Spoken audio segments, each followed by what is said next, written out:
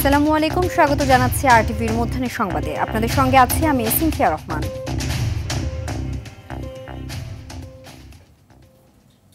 উত্তরার milestone school and কলেজে মর্মান্তিক বিমান দুর্ঘটনায় নিহত হয় একই পরিবারের ৩ শিশু।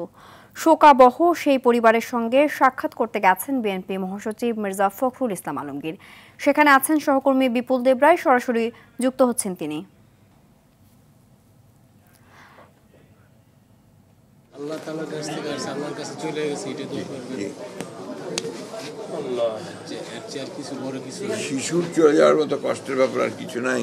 আমার সবচেয়ে প্রিয় পাত্র আমাদের অত্র এলাকার মধ্যে ওর যে ফেভারিট বাচ্চা একটু ছিল না। জিজ্ঞাসা করি সবার প্রিয় পাত্র ছিল, আমাদের লোকাল বাহিরের সবাই ভালোবাস করে। আমরা একজনকে দোয়া করি একটু, এত ফ্রেশ চলছে।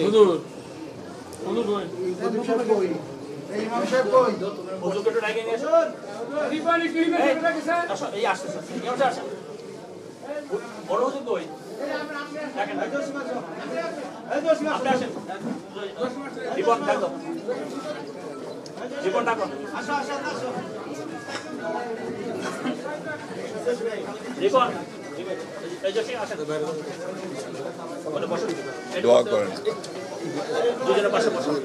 বাচ্চাগুলোর জন্য দোয়া করেন।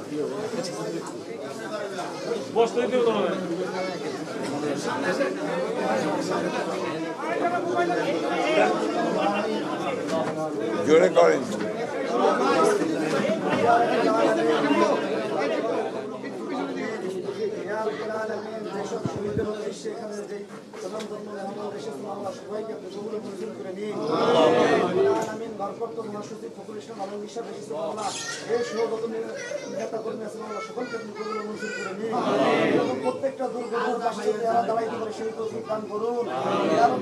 প্রত্যেকটা অসহায় মানুষের পাশে যারা তারা হাত ধরে এরকম তৌফিক দান করুন।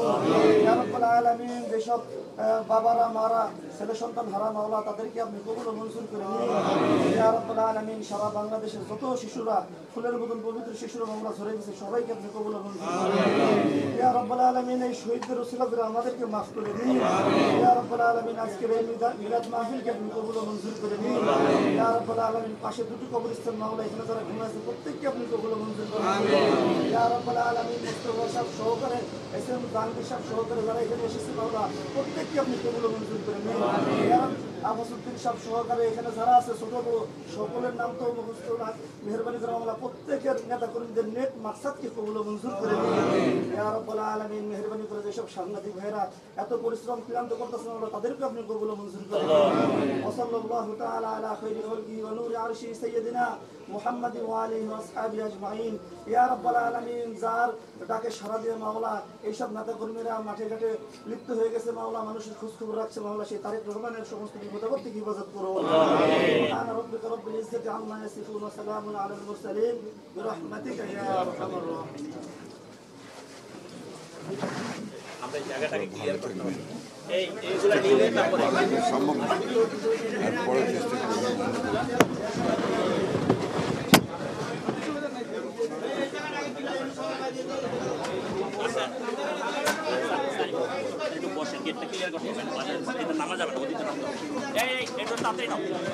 এদিকে মাইলস্টোন ট্র্যাজেডিতে নতুন করে আর কারো মৃত্যু হয়নি। গতকাল পর্যন্ত 29 শিশু সহ 32 জন মারা যান। আহত 165 জনের মধ্যে বিভিন্ন হাসপাতালে চিকিৎসাধীন রয়েছেন 57 জন। জাতীয় বার্ন ইনস্টিটিউটে ভর্তি 44 জনের মধ্যে আশঙ্কাজনক অবস্থায় 8 জন। তাদেরকে উন্নত চিকিৎসা দিতে ভারত থেকে আসা বিশেষজ্ঞ দলটি বার্ন ইনস্টিটিউটের ডাক্তারদের সঙ্গে বৈঠক করেছেন। এর আগে সিঙ্গাপুর থেকেও একটি বিশেষজ্ঞ চিকিৎসক দল আসে ঢাকায়। স্থানীয় চিকিৎসকদের সঙ্গে সমন্বয় করে কাজ করবেন তারা।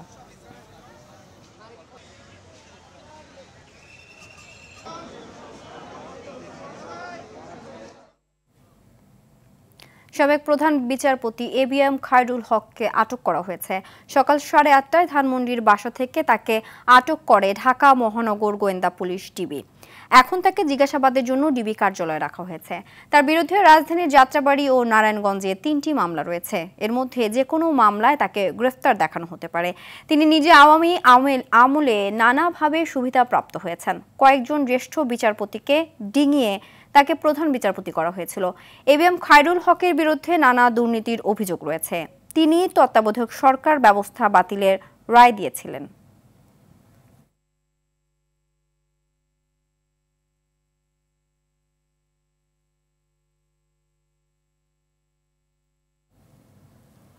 দর্শক, ডিবি কার্যালয়ের সামনে আছেন সহকর্মী নাজমুল হুদা, সরাসরি যুক্ত হচ্ছেন তিনি। নাজমুল, সাবেক প্রধান বিচারপতি এবিএম খায়রুল হককে কখন আদালতে তোলা হতে পারে? এছাড়া আর কি তথ্য আছে আপনার কাছে, জানাবেন। সিনথিয়া, সাবেক প্রধান বিচারপতি এবিএম খায়রুল হককে দুপুরের পরেই আদালতে তোলা হতে পারে বলে আমাদেরকে ডিবির যুগ্ম কমিশনার আমাদেরকে জানিয়েছেন। কিছুক্ষণ আগেই আমরা তার সাথে ফোনে কথা বলেছিলাম। এই মুহূর্তে ডিবি কার্যালয়ের ভিতরেই তাকে জিজ্ঞাসাবাদ করা হচ্ছে এবং ঊর্ধ্বতন কর্মকর্তাদের সঙ্গে কথা বলে তারপরে তার বিরুদ্ধে যেসব মামলা রয়েছে সেই মামলাগুলো যাচাই বাছাই করে তারপরেই তারা যে কোন মামলায় গ্রেপ্তার দেখাবেন সেটি তারা আমাদেরকে জানাবেন, এমনটি জানিয়েছেন যুগ্ম কমিশনার মনিরুল ইসলাম। তো এখন পর্যন্ত আমরা যতটুকু জেনেছি যে জিজ্ঞাসাবাদই চলছে ভিতরে। তো বেশ কিছু অভিযোগ রয়েছে, এর মধ্যে অন্যতম অভিযোগ ছিল তত্ত্বাবধায়ক সরকার ব্যবস্থা বাতিল করে দেন তিনি যখন প্রধান বিচারপতি ছিলেন 2011 সালের পরে। 2011 সালের 10 মে তিনি সংবিধানের ত্রয়োদশ সংশোধনী বাতিল করে দেন এবং এটি নিয়ে বেশ সমালোচনা হয় এবং এই সংশোধনী বাতিল করার কারণেই আসলে তত্ত্বাবধায়ক সরকার ব্যবস্থা বাতিল হয়ে যায় এবং এ নিয়ে বিভিন্ন রাজনৈতিক দল তার ব্যাপক সমালোচনা করে। এছাড়াও তার বিরুদ্ধে রাষ্ট্রদ্রোহের মামলাও রয়েছে। নারায়ণগঞ্জের ফতুল্লা থানায় তার বিরুদ্ধে মামলা রয়েছে ঢাকায় যাত্রাবাড়ী ও শাহবাগেও তার বিরুদ্ধে মামলা রয়েছে। তো তবে কোন মামলায় তাকে গ্রেফতার দেখানো হবে সেটা এখনো আমাদেরকে জানানো হয়নি। এছাড়াও তার বিরুদ্ধে জালিয়াতি করে রায় দেওয়ারও অভিযোগ রয়েছে। তো আমরা আপনাদেরকে হয়তো কিছুক্ষণ পরেই জানাতে পারবো। দুপুরের পরে তাকে যখন আদালতে হাজির করা হবে তখন আসলে আমাদেরকে ডিবি অফিস থেকে নিশ্চিত করে জানাবে কোন কোন মামলায় তাকে আসলে গ্রেপ্তার দেখানো হয়েছে। সিনথিয়া, এই ছিল ডিবি কার্যালয় থেকে। নাজমুল, আপনাকে ধন্যবাদ। গভীর রাতে স্বাস্থ্য পরীক্ষা শেষে বাসায় ফিরেছেন বিএনপি চেয়ারপারসন বেগম খালেদা জিয়া। গতকাল রাত 2:52 তিনি গুলশানের বাসায় পৌঁছান। এর আগে রাত 1:15টার পর নিয়মিত স্বাস্থ্য পরীক্ষার অংশ হিসেবে গুলশানের বাসভবন ফিরোজা থেকে এভারকেয়ার হাসপাতালে যান খালেদা জিয়া। তার চিকিৎসকরা জানান নিয়মিত স্বাস্থ্য পরীক্ষার জন্যই হাসপাতালে গিয়েছিলেন তিনি। এদিকে চলতি বছরের 8 জানুয়ারি উন্নত চিকিৎসার জন্য খালেদা জিয়াকে লন্ডনে নিয়ে যাওয়া হয়। দীর্ঘ 4 মাস পর গত 6 মে যুক্তরাজ্যের লন্ডন থেকে চিকিৎসা শেষে তিনি দেশে ফেরেন।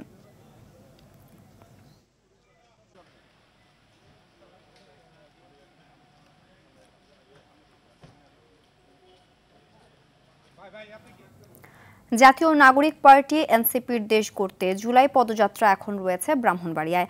সকাল 10টায় জেলার সার্কিট হাউস মিলনায়তনে জুলাই গণঅভ্যুত্থানে শহীদ ও আহত পরিবারের সাথে মতবিনিময় করে এনসিপির নেতাকর্মীরা। এরপর কাউতুলি মোড় থেকে পদযাত্রা শুরু করেন তারা। শহরের ফারুকি পার্ক শহর মোরাইল কলেজ মোড় টিএ রোড প্রদক্ষিণ করে পৌর মুক্ত মঞ্চে এসে সমাবেশ করার কথা রয়েছে দলটির। পদযাত্রায় এনসিপির আহ্বায়ক নাহিদ ইসলামের নেতৃত্বে সদস্য সচিব আক্তার হোসেন, মুখ্য সংগঠক হাসনাত আবদুল্লাহ, সার্জিস আলম সহ কেন্দ্রীয় নেতারা উপস্থিত আছেন। জনসভা শেষে হবিগঞ্জের উদ্দেশ্যে রওনা দেবেন তারা।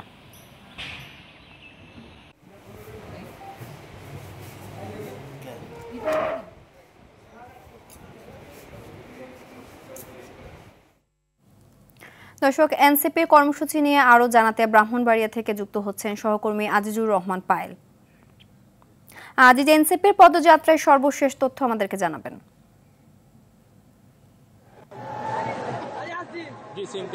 দেশগত জুলাই পদযাত্রার অংশ হিসেবে ব্রাহ্মণবাড়িয়ায় আজ সকাল থেকে তাদের পদযাত্রা কার্যক্রম শুরু হয়েছে। তারা প্রথমেই সার্কিট হাউসে যেসব জুলাই আগস্টে যারা শহীদ এবং আহত হয়েছে তাদের পরিবারের সাথে দেখা করেন এবং তাদের বিভিন্ন বিষয়ে খোঁজখবর নেন। খোঁজখবর নেওয়ার পরে তারা কাউতলি মোড় থেকে রেল স্টেশন আসেন। আসার পর এখান থেকে মূলত পদযাত্রা শুরু হয়। এই পদযাত্রা শুরু হওয়ার পর তার রাস্তায় বিভিন্ন জায়গায় মানুষের সাথে কৌশল বিনিময় করে করতে করতে তারা এই জুলাই যে মঞ্চ পৌরমুখ্য সেখানে আসেন।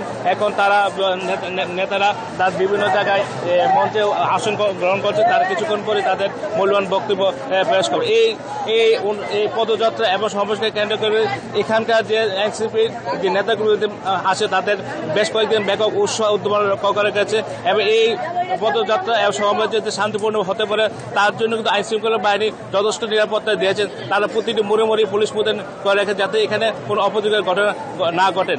এনসিপি নেতাকর্মীরা বলেছেন তাদের এই যে শান্তিপূর্ণ সুষ্ঠু পরিবেশে তারা করছে। এখন কিছুক্ষণ পরেই তারা বক্তব্য দিবেন এবং বক্তব্য শেষে তারা হবিগঞ্জের উদ্দেশ্যে তারা রওনা দিবেন। এই ছিল ব্রাউনবাড়িয়ার সর্বশেষ খবর।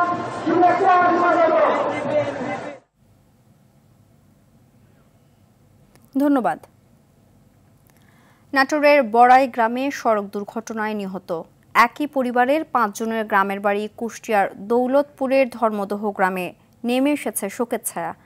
বুধবার সন্ধ্যায় তাদের মৃতদেহ গ্রামের বাড়িতে নেওয়া হলে শোকে স্তব্ধ হয়ে পড়ে গোটা এলাকা। স্বজনরা সহ কান্নায় ভেঙে পড়েন স্থানীয় মানুষ।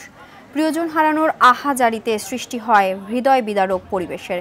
এদিকে নিহত জাহেদুলের 2 ছেলে দেশের বাইরে থেকে আসার পর আজই ধর্মদহ গ্রামের পারিবারিক কবরস্থানে তাদের দাফন করা হবে। বুধবার সকালে অসুস্থ আত্মীয়কে দেখতে মাইক্রোবাসে করে সিরাজগঞ্জে যাওয়ার পথে ট্রাকের সঙ্গে সংঘর্ষে মারা যান তারা। এই ঘটনায় মাইক্রোবাসের চালকও নিহত হন। এদিকে ফরিদপুর ও মাদারীপুরে সড়ক দুর্ঘটনায় 5 জন নিহত হয়েছে। সকালে ফরিদপুরের করিমপুরে আবুল হোসেন পেট্রোল পাম্পের পাশে 2 বাসের মুখোমুখি সংঘর্ষ হয়। এ সময় 3 জন নিহত হন এবং আহত হন আরও 10 জন। হাইওয়ে পুলিশ জানায় ঢাকাগামী রয়্যাল পরিবহনের সঙ্গে ফরিদপুর থেকে আসা একটি লোকাল বাসের মুখোমুখি সংঘর্ষ হয়। এতে ঘটনাস্থলেই লোকাল বাসের 3 যাত্রী নিহত হন। এ সময় আহতদের স্থানীয় বিভিন্ন হাসপাতালে ভর্তি করা হয়েছে। এদিকে সকালে মাদারীপুরের শিবচরে বাস, পিকআপ ও মাইক্রোবাসের সংঘর্ষে 2 জন নিহত হন। এ সময় আহত হন আরও 8 জন।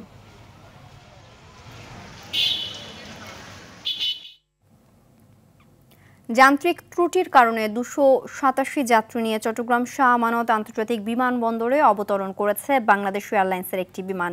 বিমানটি সকাল 8:58 বিমানবন্দরে নিরাপদে অবতরণ করে। এর আগে সকাল 7:15টায় দুবাই থেকে আসা ফ্লাইট বিজি 148 148 জন যাত্রী নিয়ে বিমানবন্দরে অবতরণ করেছিল। পরে 8:37 ঢাকার উদ্দেশ্যে রওনা দিলেও যান্ত্রিক ত্রুটিজনিত কারণে আবার ফিরে যায়। বিমানবন্দরের জনসংযোগ কর্মকর্তা জানান ফ্লাইটের সব যাত্রী নিরাপদে আছেন।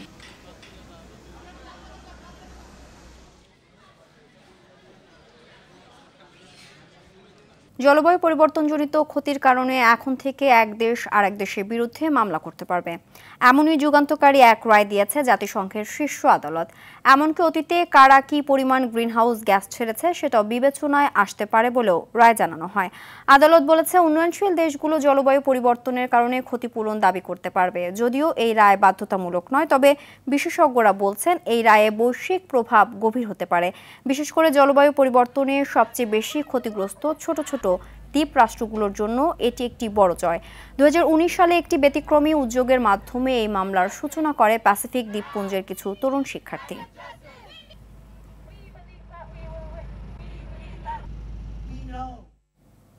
তুরস্কের উত্তর পশ্চিমাঞ্চলের এস্কিশেহির প্রদেশে ভয়াবহ দাবানল নেভাতে গিয়ে 10 জন উদ্ধারকর্মী নিহত হয়েছেন। আহত হয়েছেন অন্তত 14 জন। এ নিয়ে দেশটিতে দাবানলে নিহত বেড়ে 13 জনে দাঁড়ালো। আল জাজিরা জানায় গেল রোববার থেকে বিলজিক অঞ্চলে ছড়িয়ে পড়া দাবানল তীব্র গরম ও দমকা হাওয়ায় ইস্তাম্বুল ও আঙ্কারার বিস্তৃত অঞ্চলে ছড়িয়ে পড়ে। বৃহস্পতিবারও বাতাসের গতিবেগ বেশি থাকার আশঙ্কা করছে দেশটির আবহাওয়া বিভাগ। এদিকে এ ঘটনায় শোক জানিয়েছেন দেশটির প্রেসিডেন্ট রিসেপ তাইয়েপ এরদোয়ান। দাবানলের কারণ খতিয়ে দেখতে সরকারের পক্ষ থেকে তদন্ত শুরু হয়েছে বলেও জানান তিনি। ফিলিস্তিনের অবরুদ্ধ গাজা উপত্যকায় আছড়ে পড়েছে দুর্ভিক্ষের ঢেউ। অপুষ্টিজনিত মৃত্যুর সংখ্যা বেড়ে দাঁড়িয়েছে 111 জনে। বুধবার ইসরায়েলি নৃশংসতায় উপত্যকাটিতে প্রাণ হারিয়েছে 2 জন সাংবাদিক সহ অন্তত 100 জন। প্রতিনিয়ত ত্রাণ কেন্দ্রগুলোতেও ঘটছে হতাহতের ঘটনা। এদিনও বিতর্কিত জিএইচএফ এর ত্রাণ কেন্দ্রে ইসরায়েলের গুলিতে নিহত হয় অন্তত 34 জন। এদিকে গাজায় যুদ্ধবিরতি ও বন্দি বিনিময়ের জন্য আলোচনা করতে মধ্যপ্রাচ্য যাচ্ছেন ডোনাল্ড ট্রাম্পের বিশেষ দূত স্টিভ উইটকফ।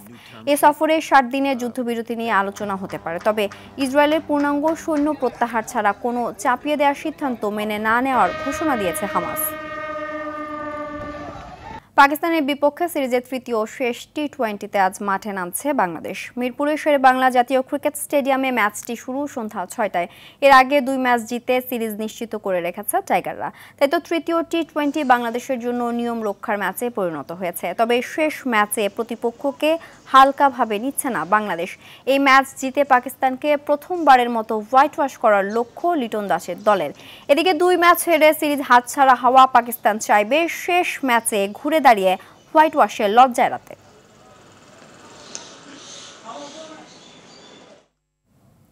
এএফসি নারী এশিয়ান কাপে পট নির্ধারণ হয়েছে। প্রথমবারের মতো কোয়ালিফাই করা বাংলাদেশ পড়েছে 4 নম্বর পটে। এই পটে অন্য 2 দেশ ভারত ও ইরান। পট নির্ধারণের মধ্য দিয়ে 29 জুলাই হতে যাওয়া গ্রুপ পর্বের ড্রয়ের 1 নম্বর পটে আছে স্বাগতিক অস্ট্রেলিয়া, জাপান ও উত্তর কোরিয়া।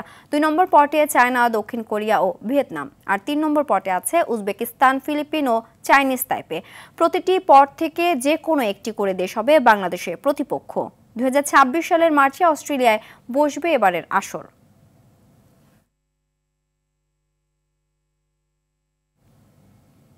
মধ্যাহ্নের সংবাদ এ পর্যন্তই। দুপুরের সংবাদ পৌনে 2টায় দেখার আমন্ত্রণ রইল। ধন্যবাদ সবাইকে।